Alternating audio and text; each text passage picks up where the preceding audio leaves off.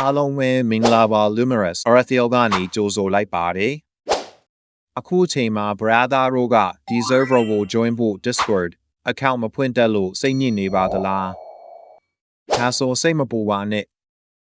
ဒီ video လေးမှာဆိုရင် Discord account ဘယ်လိုဖွင့်ရမလဲဆိုတာကိုအသေးစိတ်ပြောပြပေးသွားမှာဖြစ်ပါတယ်ကဲဒါဆိုဆက်လိုက်ကြရအောင်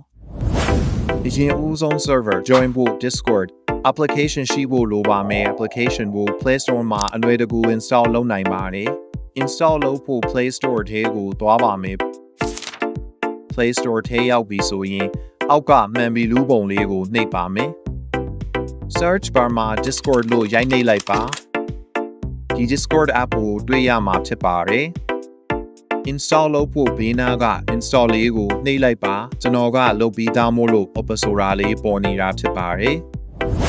install လုပ်ပြီးပြီဆိုရင် Discord app ထဲဝင်ပါမယ်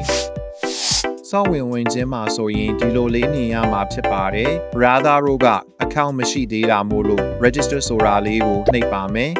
။ account ဖွင့်ဖို့ဖုန်းနံပါတ်နဲ့ email ဆိုပြီးနှစ်မျိုးရှိပါတယ်။ brother တို့ကြိုက်တာနဲ့ account ဖွင့်ပါ။ကျွန်တော်ကတော့ email နဲ့ဖွင့်လိုက်ပါမယ်။ email နဲ့ဖွင့်ဖို့ဒီနေရာလေးမှာ mail ရိုက်ထည့်ပေးရမှာဖြစ်ပါတယ်။ပြီးရင် next ကိုနှိပ်ပါ။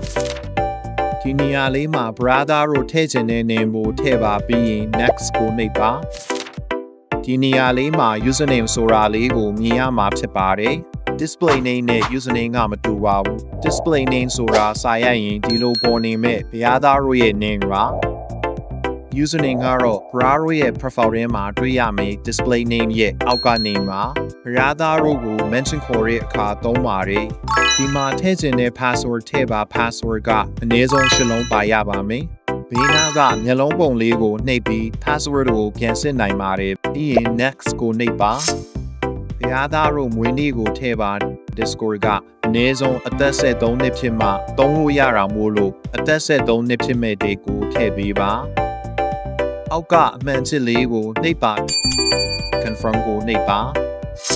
သူလောက်ခိုင်းတာလေးကိုလုပ်ပေးပြီး verify ကိုနှိပ်ပါ allow ကိုနှိပ်ပါဒီနေရာလေးမှာကြိုက်တာနှိပ်ပါကျွန်တော်ကတော့ skip လုပ်လိုက်ပါတယ်ဒါလည်း brother တို့သဘောပေါက်မလုပ်ချင်ဘူးဆိုရင်အပေါ်ထောင်းလေးက skip ကိုထပ်နှိပ်ပါ